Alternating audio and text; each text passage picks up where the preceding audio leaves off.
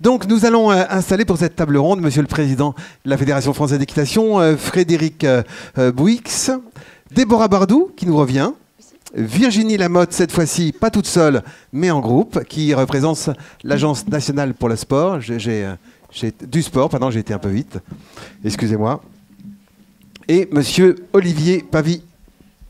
Alors je ne vais pas me tromper, hein. Je vais lire pour être sûr de ne pas me tromper.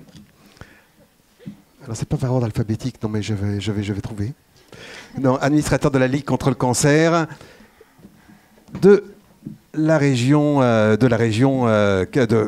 je vais relire depuis le début. Administrateur Ligue contre le cancer, président de la Ligue contre le cancer 41. Donc, c'est le Loir-et-Cher et Carole qui est ici aussi. Première question, toi, tu vas jouer la modératrice, donc c'est toi qui va poser la première question. Je te laisse la parole. Tu as quelqu'un à présenter? Et bien sûr, puisque nous avons grand plaisir. Est-ce que vous nous entendez, monsieur Saint-Pasteur?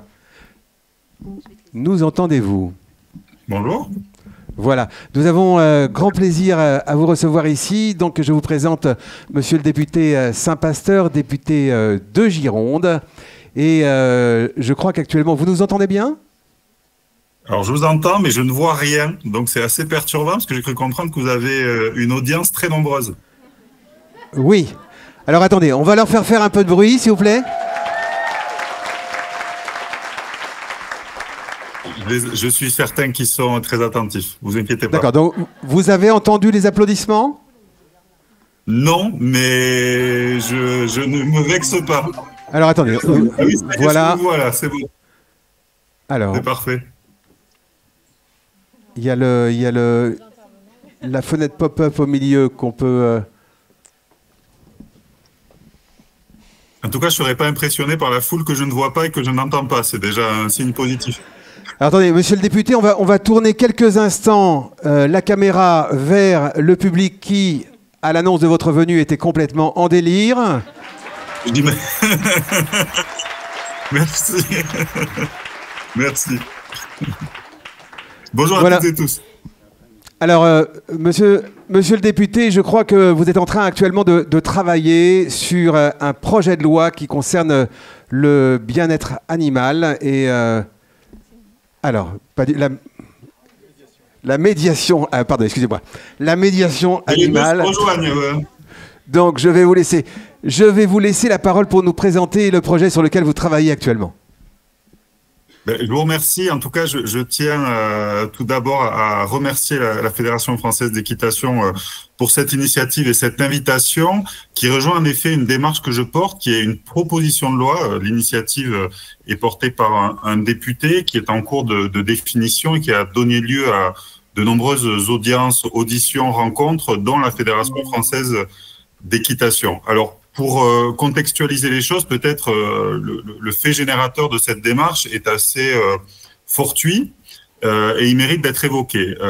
Moi, j'ai été pendant plusieurs années en responsabilité du handicap dans mon département, qui est celui de la Gironde, et j'ai été extrêmement touché par la puissance du lien entre l'homme et l'animal dans le cadre d'une remise de chien guide, non pas un déficient visuel, mais un enfant porteur de troubles du spectre autistique.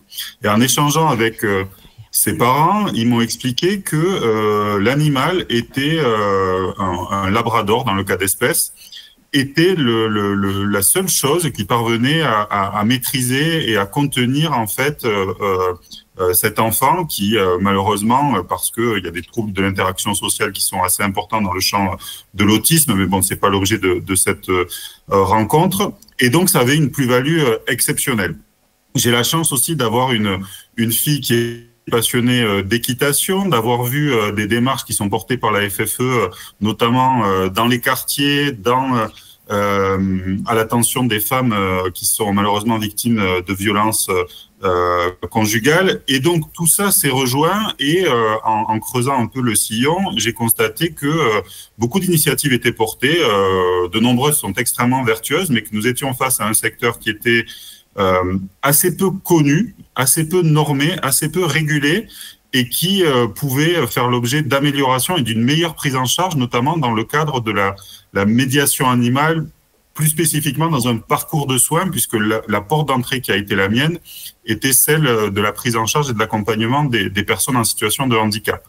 Et il s'est assez rapidement révélé, et vous avez fait un petit lapsus en introduction entre médiation animale et conditions animales, qu'on était véritablement dans un triptyque qui unissait l'animal et la personne faisant l'objet de la médiation, et puis évidemment le professionnel qui accompagnait. Et donc l'objet, ce n'est pas de faire une grande révolution sur le sujet, mais c'est déjà, et c'est un premier tour de force, essayer de porter ce sujet à l'agenda de l'Assemblée nationale. Il ne vous aura pas échappé que nous traversons une situation un peu disons, chaotique à l'Assemblée nationale. Donc, c'est pas toujours évident de porter des sujets, mais je pense que celui-là pourra faire l'objet d'une démarche transpartisane parce qu'elle n'appartient ni à la gauche ni à la droite. Je pense que c'est un sujet qui peut mobiliser sur tous les bancs de l'Assemblée nationale. Ça, c'est le premier sujet. Et la deuxième chose, c'est d'avoir un travail qui soit coporté, partagé. Et je remercie une nouvelle fois la FFE d'avoir été un acteur extrêmement utile dans les discussions et dans la réflexion, ce n'est pas le seul bien évidemment, pour essayer d'avoir quelque chose qui soit pensé aussi jusqu'au dernier kilomètre des politiques publiques, à savoir non pas un texte qui dit la médiation animale c'est bien, c'est sympa, mais sans décliner les problématiques de formation, les problématiques d'opérationnalité qui sont souvent défaillantes dans un texte de loi. Donc voilà la démarche, voilà la philosophie. Il y a 4 axes en fait, en gros, qui vont probablement structurer cette proposition de loi. Le premier, c'est en effet ce que j'évoquais sur la structuration et l'encadrement des pratiques. Le second, c'est d'avoir peut-être l'émergence d'un acteur, en tout cas d'une gouvernance partagée qui permettra à l'État d'avoir un interlocuteur aussi, parce que qui dit régulation dit potentiellement aussi un peu de contrôle. Ensuite, peut-être avoir une meilleure sensibilisation auprès des acteurs du champ éducatif et du champ médico-social pour avoir vraiment une intégration dans un parcours d'accompagnement, et puis un volet formation, bien-être animal qui serait le 4e pied un peu de cet édifice. Voilà pour la présentation très synthétique. Je crois qu'on est dans une table ronde avec potentiellement des temps d'échange. Je suis à votre disposition pour répondre à vos questions ou pour prendre aussi vos remarques et savoir si cette démarche vous paraît digne d'intérêt, ce qui semble être le cas puisque je suis présent parmi vous. Justement, pour démarrer ce temps d'échange, je vais laisser la parole au président de la Fédération française d'équitation, Frédéric Bouix. Quels sont les enjeux de ce projet de loi et de la médiation?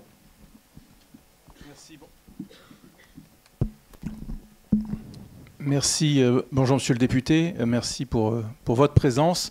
Je tiens à remercier Éric Marion, qui est sûrement dans la salle, qui a été à l'origine de notre prise de contact, notre première prise de contact il y a un peu moins d'1 an.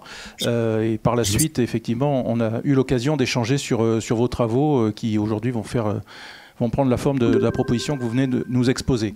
Un petit mot avant de rentrer dans le détail de ce texte pour illustrer aussi, c'est le cas de cette table ronde ce matin, le travail de la Fédération. Bien sûr, son travail, Carole l'a rappelé tout à l'heure, c'est d'organiser, de structurer les différentes formes de médiation avec les professionnels de santé, les professionnels équestres, mais c'est aussi de l'encadrer. Monsieur le député vient de le rappeler. Tout va presque bien, mais en tous les cas, il faut s'assurer que tout aille bien et qu'en tous les cas, tout soit mis en œuvre pour que les patients soient dans des parcours à la fois équestres et de santé sécurisés jusqu'au bout.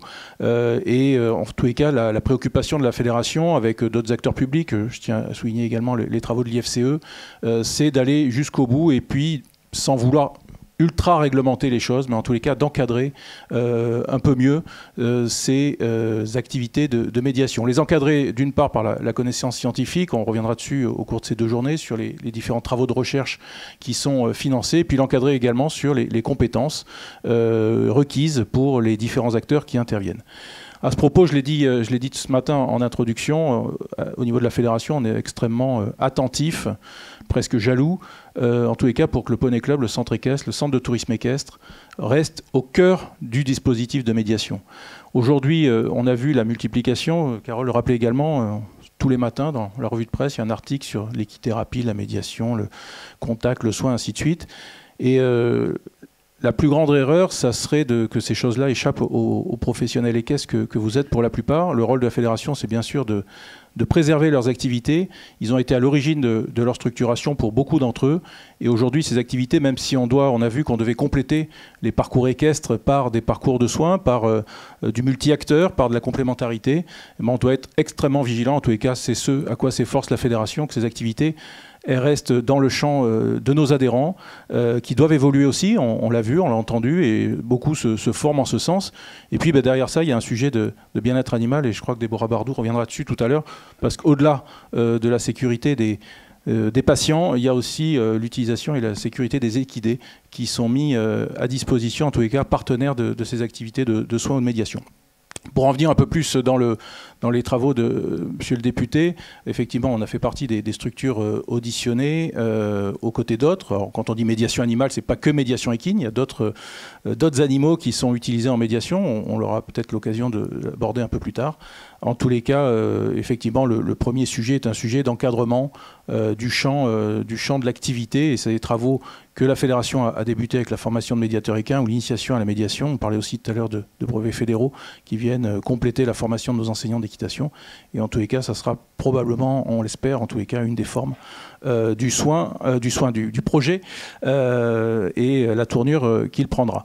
Et enfin, je ne serai pas plus long, je laisserai la parole aux autres intervenants de la table ronde. Ce travail, c'est aussi le quotidien de la fédération, parce qu'aujourd'hui, on a la chance d'avoir un parlementaire qui se préoccupe de ce sujet, mais c'est aussi notre travail au quotidien dans la défense des intérêts des établissements équestres, en tous les cas, de porter la bonne parole et d'apporter des réponses structurées auprès de l'ensemble des acteurs publics, que ce soit des maires de communes, des présidents de communautés de communes, des parlementaires, jusqu'à des représentants du gouvernement, voilà, dont certains auront la chance de prendre la parole tout à l'heure. Merci. Carole, je ne sais pas qui poursuit. Peut-être que monsieur le député va vouloir réagir à tes propos.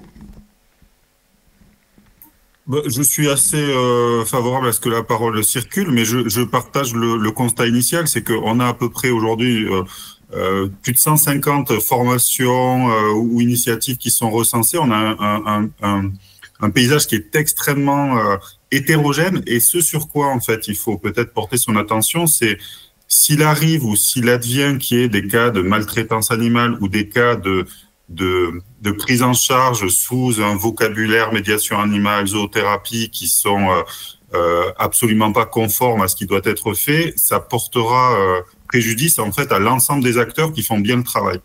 Et donc, il y a aussi un travail de prévention des dérives à réaliser. Même si elles sont marginales, elles peuvent porter préjudice de façon assez conséquente à une pratique qui est scientifiquement, et vous l'avez abordé, Monsieur le Président, aujourd'hui assez bien étayée. Et dans d'autres pays, puisque j'ai aussi fait un peu d'analyse comparée, on a des normalisations et des validations des process qui sont beaucoup plus aboutis.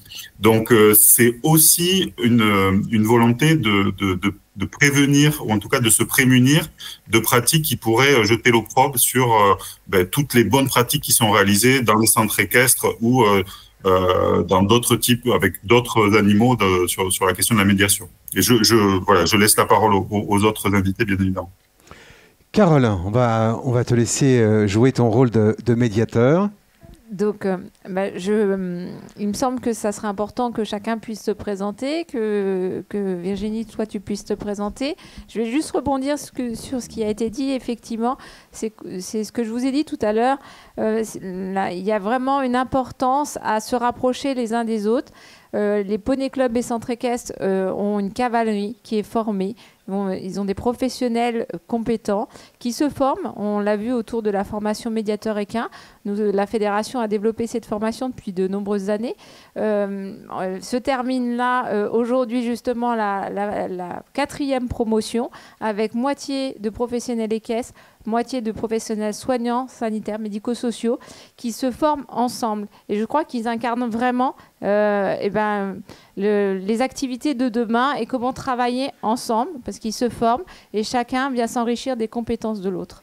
Donc c'est vraiment le modèle qui, je pense, permettra d'assurer le futur sur le bien-être équin, le bien-être humain et toutes ces dynamiques, ces enjeux sociétaux.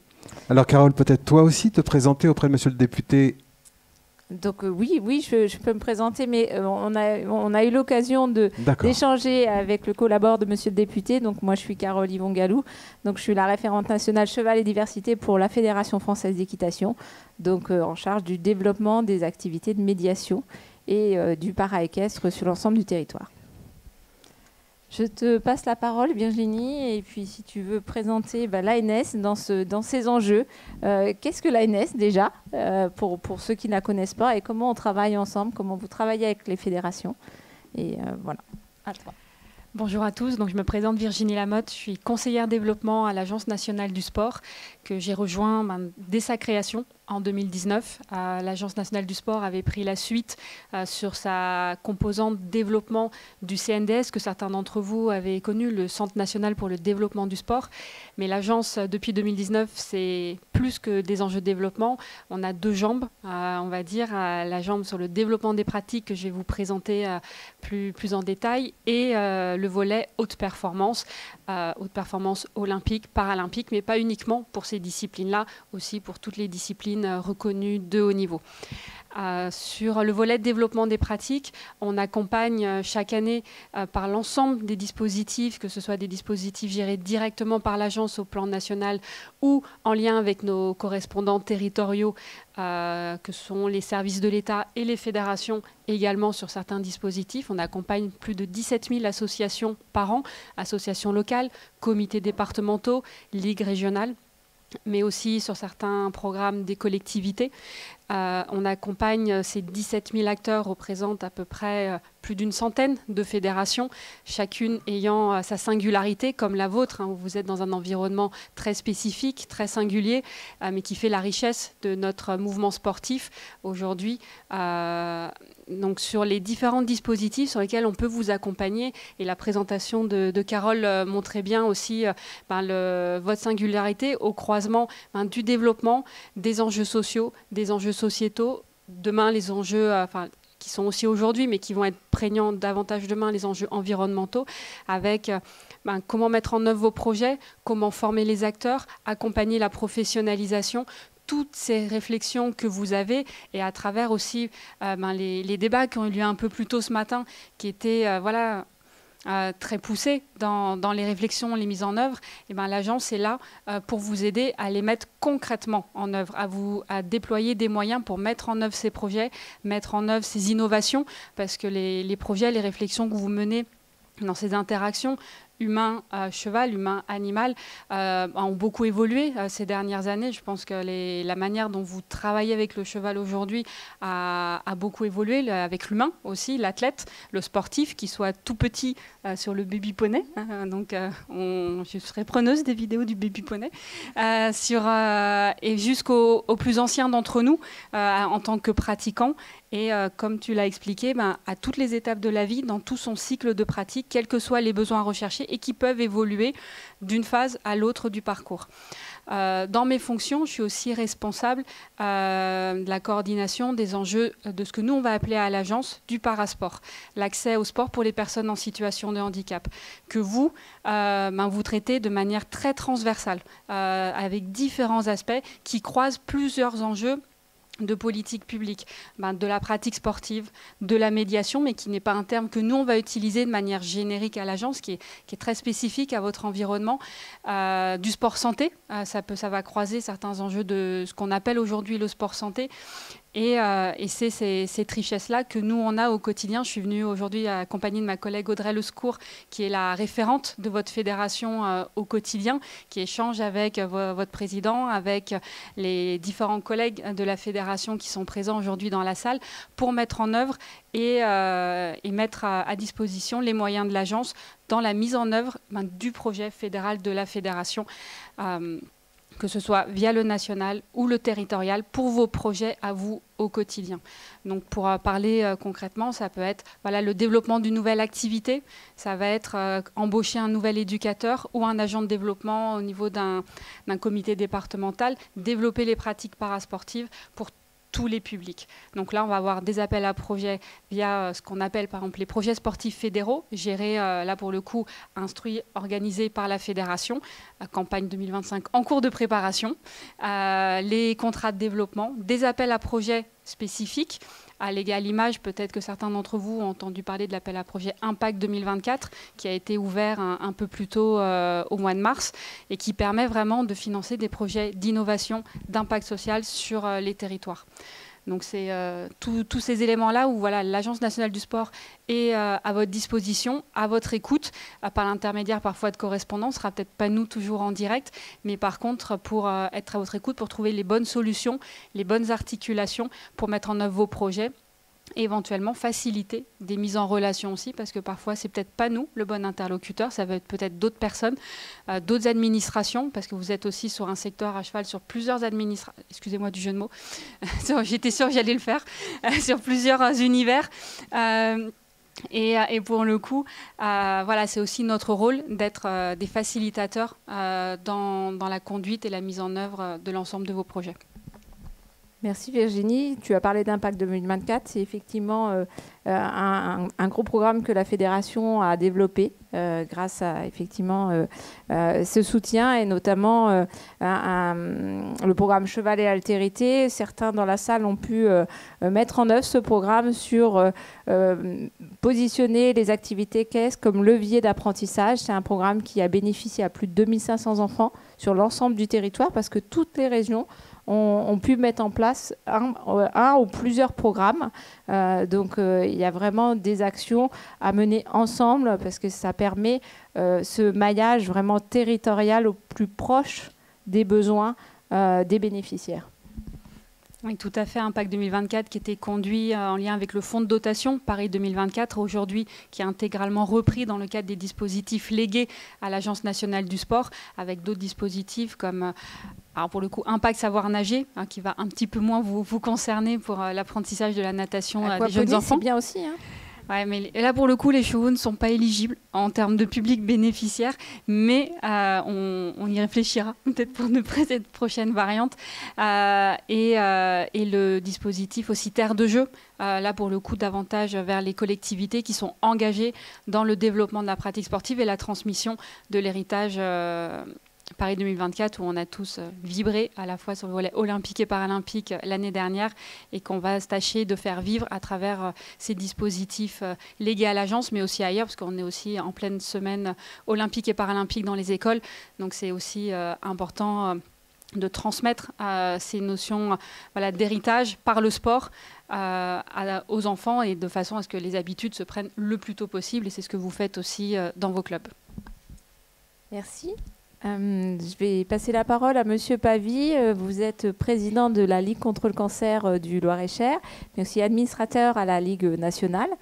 Vous avez pu profiter avec tout un groupe de femmes des activités de médiation et nous avons travaillé ensemble aussi dans le cadre de la formation médiateur équin.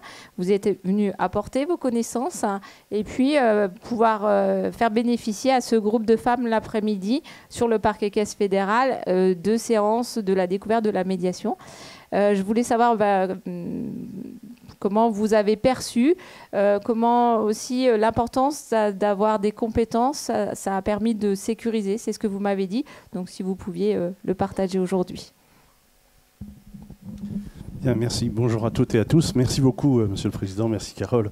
Et je salue Monsieur le député, donc, qui est au loin, de m'avoir invité la Ligue contre le cancer donc, à votre congrès.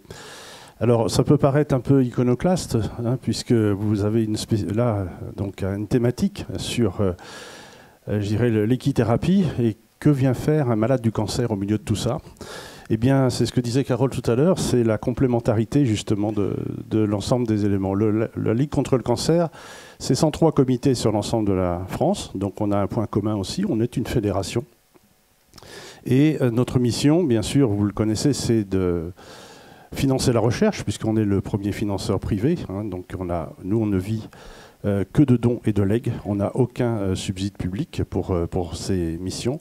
On finance la recherche à environ entre 30 et 40 millions d'euros par an. Et puis surtout, on accueille des malades au quotidien, puisque c'est aussi notre vocation. Et on accueille des malades et on accueille des aidants. Et on leur offre, par l'intermédiaire de patients ressources, puisqu'on a aussi professionnalisé de notre côté toute cette partie d'accueil depuis 2015, dans le cadre du premier plan santé qui avait été mis en place au niveau national. Le patient ressource qui est également un patient témoin d'un côté et un patient parcours de l'autre. Le patient témoin, comme la Ligue contre le cancer bénéficie d'un agrément du ministère de la Santé, eh bien, on participe à la formation des professionnels de santé pour apporter le témoignage d'anciens malades ou de malades qui sont en soins et quelquefois en possibilité de le faire physiquement, d'apporter ce témoignage pour sensibiliser l'ensemble des professionnels. Et le parcours pour accompagner donc les malades dans leur quotidien. C'est aussi donner ce sens ou redonner du sens, comme on le disait dans la première table ronde, à ce qu'est une rupture dans la vie. Pour vous donner simplement une perspective aujourd'hui, parce que nous, bénévoles de la Ligue, on souhaiterait voir la disparition de cette association, bien entendu, mais malheureusement, on est loin du compte. Aujourd'hui, les cancers sont malheureusement en nombre de cancers en explosion. Et il y a un cancer qui préoccupe, c'est qu'actuellement, il est dans la liste des cancers au numéro 8, c'est les cancers du pancréas et les cancers des voies digestives, et il est en train de passer en cancer numéro 2, derrière le cancer des poumons. Donc ça veut dire quand le neurochirurgien tout à l'heure parlait en disant on a 20% en fin de compte de cancers dans lesquels on n'a pas,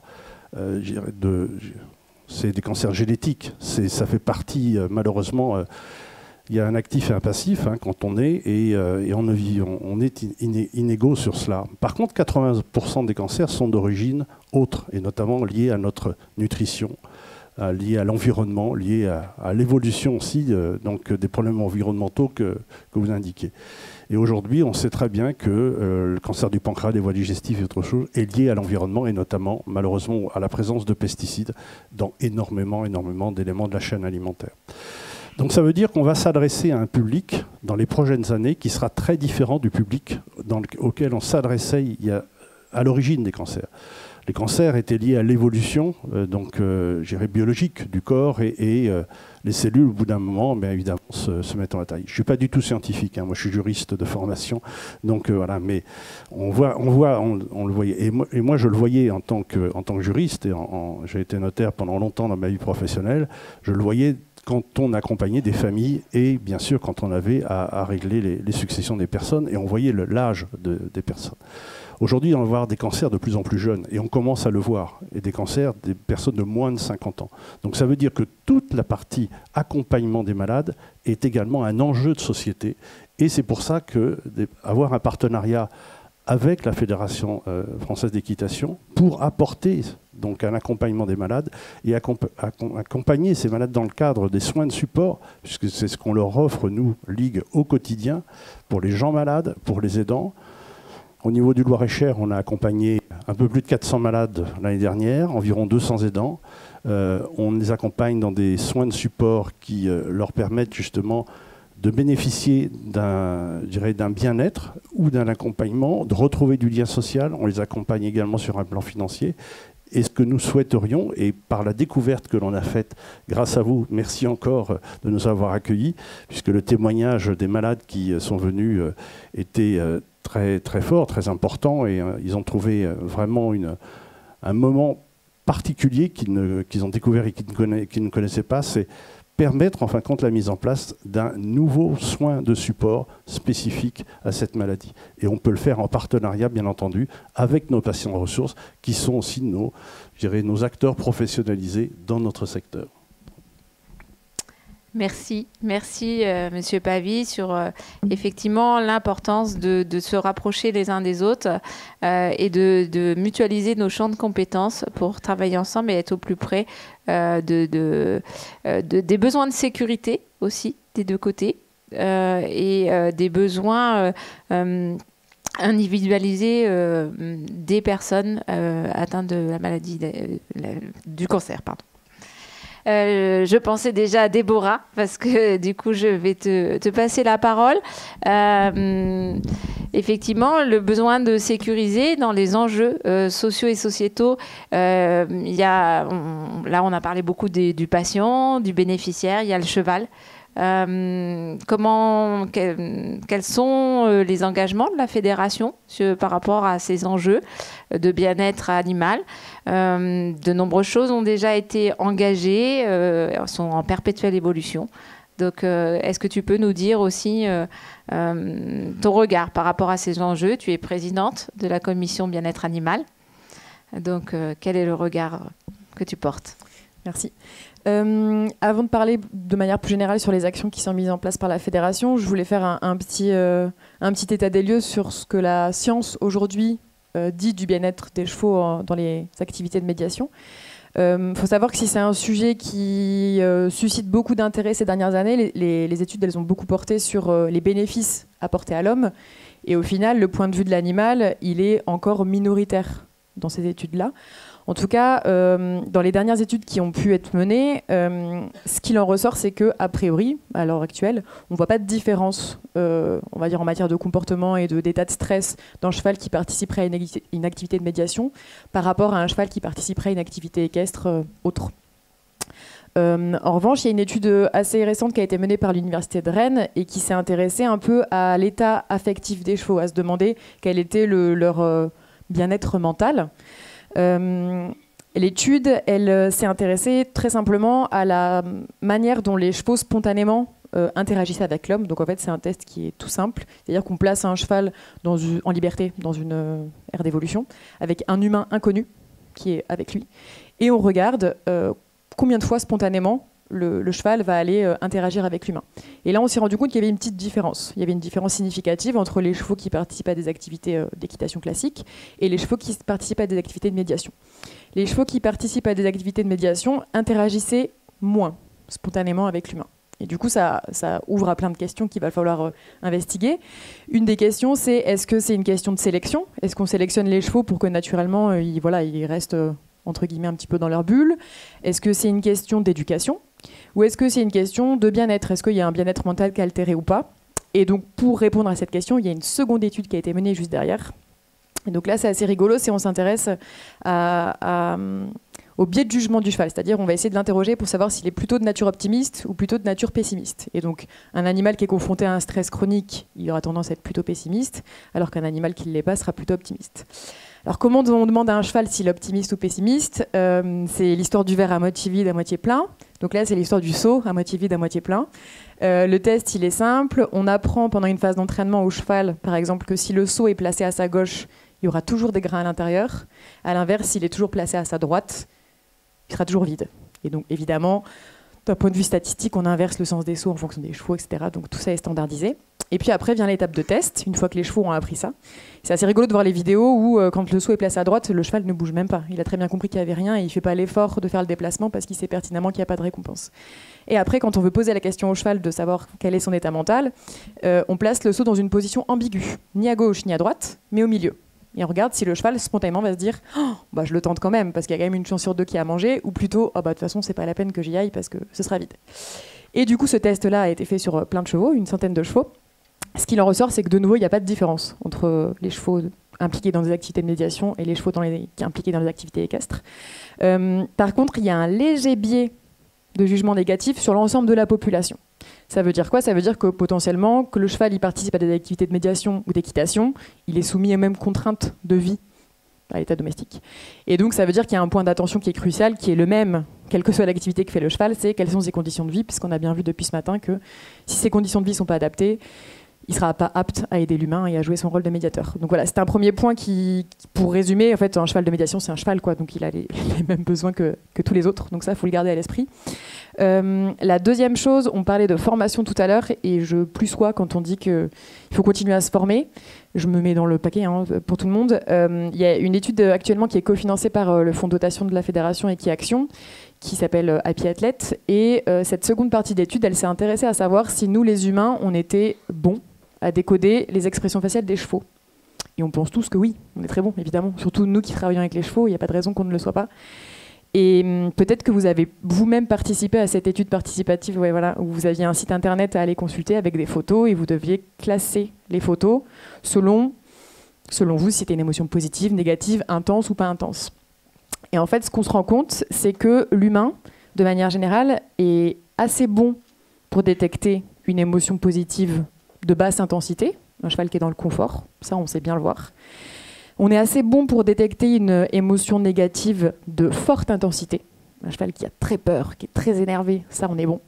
Et on est assez nul pour le reste. C'est-à-dire qu'on n'est pas très bon pour détecter un animal qui est très content, ce qui est quand même très dommage. Et on n'est pas très bon non plus pour détecter les signes de basse intensité, les signes négatifs de basse intensité, donc un cheval dans l'inconfort. Ça, on n'est pas bon pour le faire. Cerise sur le gâteau, les personnes qui travaillent au contact des chevaux et qui fréquentent les chevaux de manière très régulière ne sont pas meilleures que les personnes naïves, qui ne connaissent pas les chevaux. Donc ça veut dire qu'on a tous du travail à faire de ce côté-là, quel que soit notre profil. Et donc j'en finirai avec les actions de la fédération. Elles sont nombreuses, certaines existent depuis très longtemps, d'autres moins. En matière de bien-être animal, on a notamment développé la mention bien-être animal qui est une distinction qui peut être sollicitée par n'importe quelle structure équestre labellisée et dont en fait, l'objectif c'est que le dirigeant s'engage dans une démarche de progrès en matière de bien-être équin. L'idée c'est qu'elle a été développée en 2019 avec initialement des critères assez simples et l'idée c'est que progressivement on rehausse les exigences. Donc là on a la version 2, on se rend compte que elle est de fait moins facile à obtenir, mais c'était aussi l'objectif. Et le but, c'est toujours de renforcer ces mêmes principes, les 3F, des chevaux qui vivent avec des congénères, avec un accès à des fourrages quasi continus et de la liberté de mouvement. Et donc l'idée, voilà, c'est de progressivement tous s'engager dans cette démarche-là et de progresser tous ensemble dans le même sens. Il y a aussi pour les personnes non professionnelles, mais qui souhaiteraient aussi mettre leurs connaissances à jour, la capacité détenteur d'équidés, qui est un diplôme fédéral qui permet d'avoir toutes les connaissances nécessaires pour détenir un cheval. Donc là, c'est pas de la technique équestre, c'est simplement, ok, je suis détenteur, qu'est-ce que ça implique d'un point de vue réglementaire, mais aussi en matière de besoins essentiels chez le cheval. Et ce petit diplôme fédéral, il permet d'obtenir par équivalence le certificat d'engagement et de connaissance, qui est désormais obligatoire pour tout détenteur d'équidés, qu'il soit professionnel ou particulier. Donc, professionnel, vous l'avez par équivalence, mais tout détenteur particulier doit aujourd'hui avoir ce petit certificat qui atteste qu'il a les connaissances de base pour s'occuper du cheval. Donc voilà, je pense que les clés, c'est la formation. Je ne sais pas si tu penses à autre chose et que tu voulais que je développe autre chose, mais voilà ce qui me vient. Non, merci Déborah. Je pense qu'on peut aussi prendre les questions et... Ah, là, il y a des questions. Monsieur, alors présentation, qui êtes-vous? À qui s'adresse la question? Jean-Philippe Garteau, je suis président du comité du Cher. Le comité du Cher est investi depuis plusieurs années dans la médiation équine, que ce soit en EHPAD pour les classes Ulysse, pour les personnes post-cancer dans le traitement du cancer du sein, et un peu l'équitation pour les handicapés. Le problème, c'est qu'en 2025, les premiers retours des demandes de subventions qu'on a fait pour pouvoir pérenniser ces actions, elles sont à la baisse de 20 à 25%. Donc ça va nous obliger à trancher un peu dans le vif et à limiter certaines actions. Est-ce que vous avez des questions? Peut-être que Madame de la NS va me dire qu'on a une augmentation extraordinaire. Et là, qu'est-ce que je vais être heureux. Mais le problème économique, il va être qu'on va couper un peu dans le nombre d'actions. On était présent dans entre 20 et 25 EHPAD, une quinzaine de classes Ulysse. 2025, ça m'étonnerait qu'on pérennise. Oui, on parle nous-mêmes, le vote du budget de l'État a retardé aussi le début de lancement de nos campagnes, nos propres dispositifs, avec pour certains d'entre eux des enveloppes un peu à la baisse par rapport à 2024, où on avait eu plusieurs renforts du fait de l'année olympique et paralympique, et ces dispositifs s'arrêtant avec les Jeux, les enveloppes reviennent soit aux dimensions antérieures, soit parfois sont en effet un peu à la baisse. Alors sur les subventions que vous évoquez, ça ne nous concerne pas forcément directement encore, c'est des dossiers que vous allez préparer là, dans les semaines ou les mois à venir pour les subventions auprès de l'Agence nationale du sport via peut-être les projets sportifs fédéraux de la fédération ou auprès des services déconcentrés de l'État ou d'appel à projets. Donc en tout cas, on a fait le maximum, nous, pour préserver certaines des enveloppes, typiquement sur les aides à l'emploi que l'on procure. On est à peu près à isopérimètre sur les enveloppes totales par rapport à l'année dernière, de façon à permettre les emplois qui se terminaient fin 2024, qu'on puisse les renouveler dans les mêmes structures ou dans de nouvelles structures si ces emplois étaient pérennisés dans les associations qui ont été financées ou sur de nouvelles associations. Donc on est vigilant, on est conscient de ces difficultés, notamment aussi du côté des collectivités territoriales qui parfois ont baissé les budgets des sports. Donc on en est conscient, on suivra ça au fur et à mesure de l'année. Mais c'est vrai que là pour l'instant, on va lancer nos dispositifs. Monsieur le député. Oui, merci. Je rebondis tout simplement pour indiquer que probablement, et vous allez peut-être m'indiquer si je me trompe, il y a beaucoup d'initiatives qui sont portées plus ou moins sur fonds propres dans les EHPAD et dans le médico-social. Et c'est vrai que la contraction des budgets des financeurs, dans le cas d'espèces, agences régionales de santé, conseils départementaux, tout particulièrement, fait que les périodes sont actuellement assez complexes. Et c'est vrai qu'il y a une dissonance entre et tout ce qu'on a évoqué. Je remercie les témoignages qui ont été adressés sur la plus-value, la vertu et les économies qui sont réalisées aussi par le recours à des pratiques de médiation animale. On parle assez peu des coûts évités, c'est assez mal étudié, même s'il y a quand même, par exemple, des baisses de prise en charge de médicaments qui sont constatées suite à des pratiques de médiation animale. Et donc, c'est vrai qu'on va avoir un moment qui va être peut-être un peu plus compliqué. Et c'est vrai que d'un point de vue opérationnel, quand vous déployez, vous avez l'air de porter pas mal d'initiatives assez vertueuses sur un peu tout le spectre. Ça risque d'être un petit moment un peu difficile. Et il vous aura pas échappé que le budget de l'État, à court terme et à un peu plus court terme, il est face à de grandes difficultés. Mais ça n'empêche qu'il faut continuer à avancer, à projeter aussi sur du plus long terme. Et donc là, c'est comment on passe en fait cette difficulté. Et c'est vrai que c'est au niveau local, hein, souvent que les choses se règlent, et tout en se projetant dans l'avenir pour consolider et structurer une pratique qui a des vertus qui sont quand même assez considérables. Donc peut-être que l'ANS va trouver des moyens et des marges de manœuvre, j'en suis pas certain. Mais en tout cas, je pense que en tout cas les acteurs ont besoin aussi d'être acculturés pour voir la plus-value véritable de ces dispositifs et du recours à la médiation animale dans leur pratique. Monsieur Wix.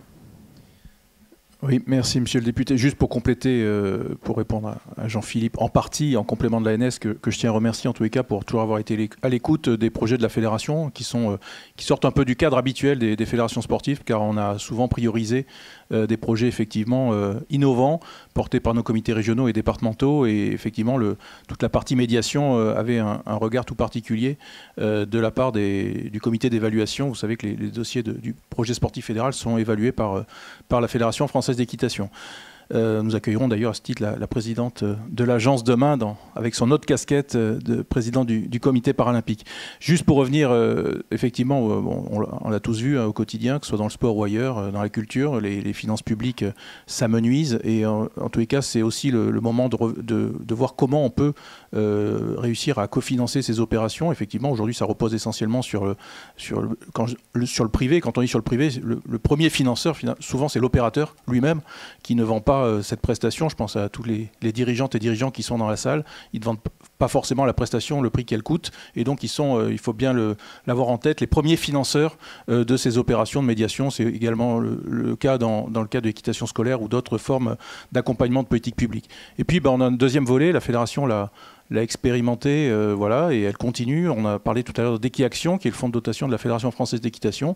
Il va falloir qu'on aille un peu plus loin pour aller vers du mécénat privé, comme ça se fait dans d'autres domaines.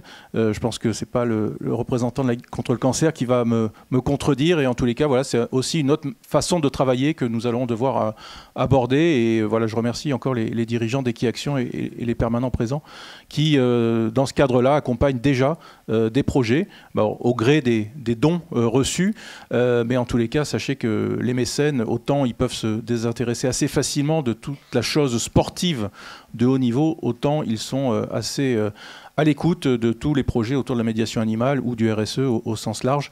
Donc voilà, il faut continuer, il faut en faire parler. Et puis il y a le fonds de la fédération, mais il y a aussi d'autres fonds à l'échelle plus locale qui peuvent venir en soutien de financement de telles actions. Monsieur Pavie. Oui, monsieur le député, vous signaliez justement l'apport de l'ensemble de ces accompagnements des personnes qui ont besoin, notamment de la partie équithérapie. Mais je voulais en témoigner également sur toute la partie je dirais, des soins que nous, on appelle maintenant des soins de support, qui avant s'appelaient des soins de bien-être, des soins de confort. Et donc, ils étaient assez dénigrés. Mais le monde médical a reconnu, justement, que l'ensemble de ces soins et l'accompagnement des malades, donc dans leur parcours de soins, était un élément excessivement important sur les chances de guérison et d'amélioration. Et ça, depuis le départ, depuis l'annonce de la maladie. Et donner du sens à une vie qui se brise, c'est-à-dire redonner une perspective à la personne, c'est aussi lui apporter justement cet élément-là. Et l'équithérapie, comme les autres soins, font partie de cela. Et à la Ligue, on est justement sur des financements, je le disais, qui sont totalement privés, puisqu'on n'a que des dons et des legs. Nous, on arrive à collecter donc pratiquement 60 millions d'euros à l'année, par la générosité publique et qui nous permet justement de financer l'ensemble de ces soins. Donc c'est pour ça que ces partenariats sont importants. Nous, on offre les soins. On a 27 prestataires que l'on fait travailler sur l'ensemble du Loir-et-Cher, sur l'ensemble de nos espaces pour pouvoir justement accompagner les malades. Eh bien, je pense qu'on trouvera la solution avec le monde et la fédération pour certainement apporter cet élément supplémentaire. Du coup, il va être l'heure de clôturer bientôt. Je vais demander au député s'il veut clôturer cette session et puis on va nous poursuivre les échanges avant, après et pendant le déjeuner. Donc, merci à tous les participants de cette table ronde. Monsieur le député, je vous laisse clôturer cette table ronde, si vous voulez bien. Alors c'est déjà merci du privilège qui m'est fait en clôturant cette séquence, parce que je pense que les témoignages qui ont été adressés et puis je suis très sensible au fait que la Ligue contre le cancer soit présente, mériteraient aussi qu'ils puissent faire la conclusion. Donc voilà, j'entends les ventres qui gargouillent. J'avais pas entendu les applaudissements, donc je vais essayer d'être bref. Tout simplement pour dire que vous avez fait une table ronde qui est parfaite, parce que vous avez réuni en fait tout ce qu'il faut pour, les ingrédients pour avoir une bonne recette pour essayer de faire avancer les choses positivement. On a la FFE qui est un acteur extrêmement structuré, qui a un cap clair, qui est professionnel et qui est en plus en termes de finances publiques assez peu consommateur. Donc j'y suis sensible par rapport au volet budgétaire. On a les patients qui ont également exprimé leur point de vue et les mérites de ces pratiques. Ça aurait pu être d'autres, des enfants ou des personnes plutôt sur un accompagnement psychosocial. Enfin, la palette est extrêmement large. On a à travers également le témoignage, et je me permettrai de demander l'étude qui a été réalisée par l'Université de Rennes, parce que ça m'intéresse tout particulièrement, ce volet aussi de la question aussi de l'animal, qui ne doit pas être oublié dans la réflexion globale sur le sujet. Donc moi, en tout cas, vous m'avez conforté dans mon intention de porter une initiative sur le sujet qui dépasse le monde équestre et d'essayer de le faire de façon extrêmement précautionneuse sur comment il va se décliner. Vous avez évoqué, Monsieur le Président, le fait que les centres équestres, et c'est légitime, doivent être un peu les vaisseaux amiraux de la démarche. Il y a aussi toute une partie médiation qui se tourne autour d'autres types d'animaux qu'il va falloir un petit peu consolider. Et je crois qu'on a un bel objet pour, au niveau du Parlement, tout du moins, avoir un temps de concorde et d'amélioration concrète sur des sujets qui, on ne sait pas véritablement comment on pourra le démontrer sur les coûts évités, sur les soins de support que vous avez évoqués. Moi, j'ai des dizaines de témoignages sur le fait que ça a été extrêmement utile pour faire face à une leucémie, un cancer, etc. Bref, donc voilà. En tout cas, je sais pas si ce temps d'échange a été utile à l'audience. En tout cas, moi, ça m'a été extrêmement utile et précieux. Donc, je vous remercie de votre invitation. Je sais qu'on sera amené à se retrouver très prochainement à la Motte Beuvron ou ailleurs. Et en tout cas, ça a été un vrai privilège, un honneur et un bonheur de participer à cette table ronde. Et je suis sûr que vos 2 jours seront extrêmement fructueux. Merci beaucoup. Monsieur le député, merci beaucoup. Je ne sais pas si vous entendez les applaudissements, mais on va demander à ceux qui sont au premier rang de faire des grands gestes d'applaudissements. Comme ça, au moins, vous les verrez. Merci, monsieur le député. Très bonne journée à vous. Merci. Merci à vous.